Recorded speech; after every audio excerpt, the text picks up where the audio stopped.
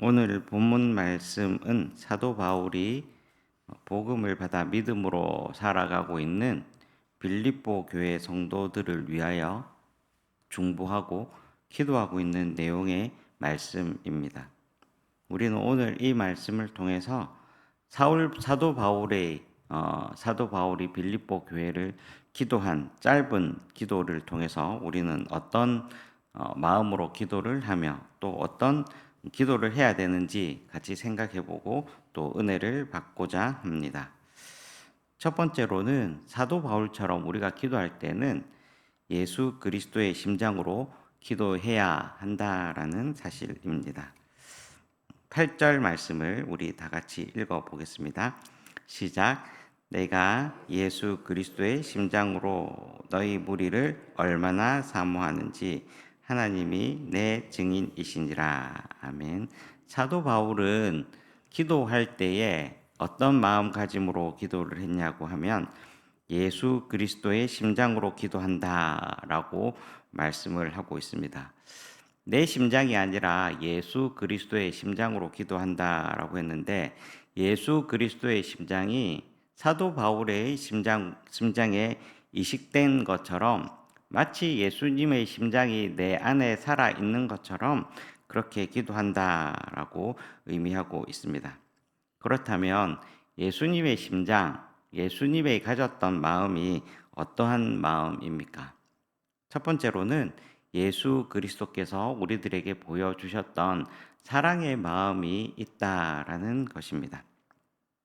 예수 그리스도께서는 우리를 위하여 이 땅에 오셔서 십자가에 못 박혀 죽으시고 또한 부활하시기까지 우리를 끝까지 사랑하시는 그 사랑의 마음이 우리 가운데 있었다라는 것입니다. 또한 예수님의 마음은 긍휼히 여기는 마음입니다. 마태복음 9장 36절에 보면 예수님께서 무리가 목자 없는 양같이 다니는 것을 긍휼히 여기셨다, 불쌍히 여기셨다라고 말씀을 하고 있는데 마태복음 9장 35절에서 38절까지의 말씀은 예수님께서 이 세상에 오셔서 예수님께서 행하셨던 가장 중요한 사역 세 가지를 설명하고 있는데 9장 35절에 보면 천국 복음을 전하는 일, 그리고 모든 병과 모든 악한 것을 고치는 일, 그리고 천국 복음을 전파하는 일, 이러한 일들을 하시는 것이 바로 예수님의 사역이었는데 이러한 사역을 하는 이유가 무엇인가 하면 9장 36절에 있는 것처럼 그들이 목자 없는 양같이 있는 것을 너무 불쌍히 여기셨다라는 그런 마음입니다. 예수님께서는 이 세상에 오셔서 여러 가지 사역을 하신 이유가 백성들을 우리 그리스도인들을 긍휼히 여기시는 마음이 있었다라는 것입니다. 세 번째로 예수님의 마음으로 기도한다라는 것은 어떠한 마음인가? 그것은 간절하고도 뜨거운 열정적인 마음이 있었다라는 것입니다.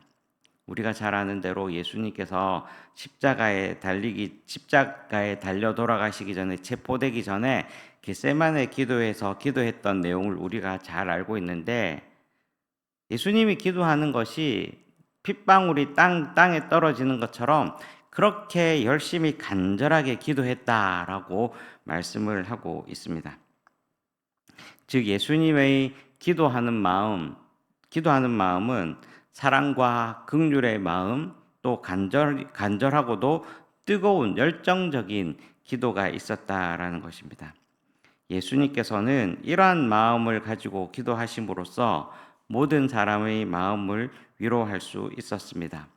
하나님의 보좌를 움직이는 그러한 기도를 할 수 있었습니다. 예수님께서는 사람들을 얻고 하나님의 역사를 드러내는 그러한 귀한 사역을 감당하셨다라는 것입니다. 그렇다면 우리도 예수님의 기도했던 것처럼 그 예수님의 마음을 본받아 기도했던 사도 바울의 마음처럼 우리도 그러한 마음을 회복하는 마음으로 기도할 수 있어야 할 것입니다. 사랑의 마음, 또 다른 이들을 긍휼히 여기고 불쌍히 여기는 마음, 그리고 무엇보다도 개인적으로 기도할 때는 뜨겁고도 간절한 그러한 기도의 열정을 회복할 수 있어야 할 것입니다. 우리는 그러한 마음으로 우리가 중보하는 사람들, 우리가 위해서 기도하는 우리의 가족, 우리의 친척, 우리의 구역, 우리의 선교, 우리의 선교회, 또 우리의 교회, 또 개인적으로 중보하는 이들을 위해서 기도할 수 있어야 할 것입니다. 우리 한국 교회의 가장 큰 특징은 기도하는 교회, 기도하는 그리스도인인데, 우리도 이러한 기도의 열정을, 예수님의 심장을 가지고 기도할 수 있는 그러한 마음의 자세를 다시 한번 다짐하는 귀한 시간이 되시기를 축복합니다. 두 번째로는, 우리는 그러면 이러한 마음을 가졌다면 어떻게 기도할 것인가 라는 것입니다. 우리가 예수님을 믿고 은혜 받았다고 한다면 은혜에 참여한 자의 삶을 살아야 한다라는 것입니다.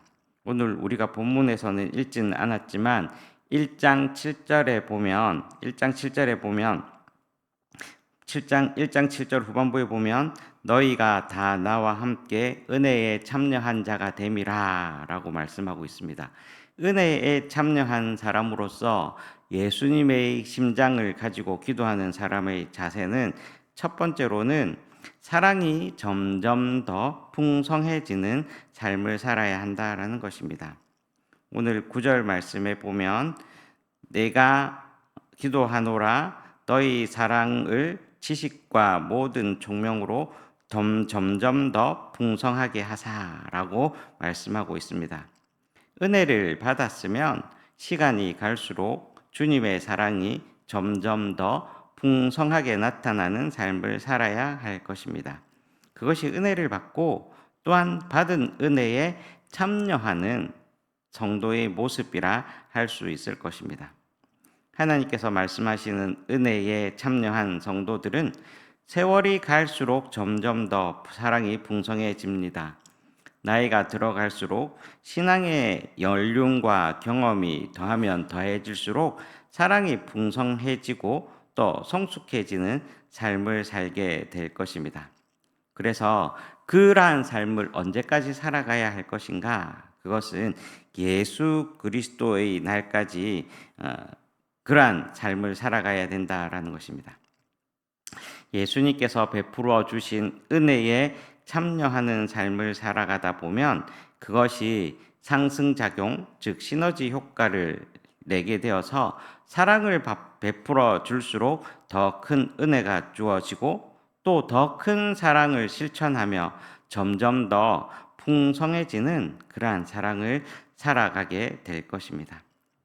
세상 사람들이 볼 때에는 어리석고 미련하게 보일 정도로 다른 사람들에게 사랑을 나누어 주고 조건 없이 주고 또 베풀어 주는 것이 어리석을처럼 보이지만 하나님께서는 그 사랑 안에 역사하시고 또 임재하셔서 엄청난 은혜를 더 채워주시고 복내려 주신다라는 것입니다. 그러므로 우리가 먼저 은혜를 받은 우리들이 그리스도의 은혜에 참여하여 사랑을 점점 더 풍성하게 채워 나갈 수 있기를 주님의 이름으로 축복합니다. 그리고 그러한 삶을 위하여 우리가 더욱더 기도의 삶을 살아가시기를 축복합니다. 두 번째로는 은혜의 참여한 성도의 삶은 지극히 선한 것을 분별하고 진실하고 허물 없이 그리스도의 날까지 이르는 삶을 살아간다라는 것입니다. 여기에서 허물이 없다라는 것은 진실한 것을 말하고 남을 해치지 않는 것을 의미한다 할 수 있습니다. 이 세상에서 잘되고 편안하기만 한 것보다 더 중요한 것은 좀 덜 가지고 좀 덜 성공하고 불편한 부분이 있다 할지라도 남에게 해를 끼치지 아니하고 오히려 진실하게 살아서 주님 앞에 섰을 때에 조금도 부끄러움이 없는 그러한 사람으로 살아가는 것입니다. 그래서 은혜에 참여한 성도의 삶이라는 것은 이렇게 주님 앞에서 부끄러울 것이 없는 사람이 되어 살아가는 것입니다. 우리 그리스도인의 정체성이 무엇입니까? 은혜를 받아서 그리스도인이 된 사람이므로 은혜로 살아가도록 부르심을 받은 사람입니다. 따라서 우리는 선한 것을 분별하여 허물 없이 살아감으로써 주님 앞에 부끄러움을 당하지 않는, 오히려 칭찬받는 그러한 삶이 되어지도록 우리는 기도하며 힘쓰며 살아야 할 것입니다. 세 번째로는 우리는 은혜에 참여한 성도로서 의의 열매가 가득하여 하나님의 영광과 찬송이 되는 삶을 살아가야 한다라는 것입니다. 오늘 우리가 읽었던 11절 말씀을 함께 읽어 보시겠습니다. 시작. 예수 그리스도로 말미암아 의의 열매가 가득하여 하나님의 영광과 찬송이 되기를 원하노라. 아멘. 하나님께 영광과 찬송이 되는 삶은 열매가 맺혀질 때에 나타나게 됩니다. 요한복음 15장 8절에 이런 말씀이 기록되어 있는데, 너희가 열매를 많이 맺으면 내 아버지께서 영광을 받으실 것이요 너희는 내 제자가 되리라 말씀하셨습니다. 그러므로 우리가 인생에 살아가는 목표, 또 우리 신앙의 목표는 반드시 열매 맺는 삶을 살아야 한다라는 것입니다. 그러나 아무 열매라 맺는 것이 아니라 열매를 맺되 오늘 본문에 나오고 있는 것처럼 의의 열매를 맺어야 한다라는 사실입니다. 우리는 이 세상에서 살아갈 때에 참으로 많은 염려와 걱정, 근심, 불안 속에서 살아가고 있습니다. 이런 일이 해결되면 저런 일이 생기고, 또 저런 일이 풀어지면 또 다른 이런 일이 생기게 되는 그러한 염려와 걱정, 근심과 불안의 연속되는 삶 가운데 살아가고 있습니다. 어떨 때에는 재물로 인하여 어려움을 당하기도 하고, 또 재물로 유혹을 받으며 살아가기도 합니다.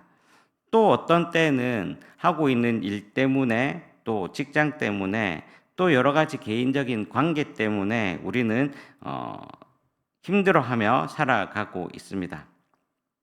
그러나 우리의 삶을 되돌아보면 염려와 근심 속에서도 하나님께서 지금까지 우리를 인도해 주셨다라는 것을 믿음으로 고백하게 됩니다.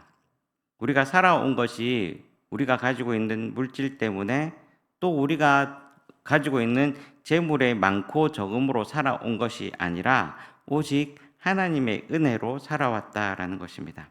우리가 알지 못하는 가운데에 하나님의 돌보심과 인도하심이 있었기 때문에 우리는 여태껏 이렇게 살아온 것입니다. 이것이야말로 진정한 하나님의 은혜인 줄로 믿습니다.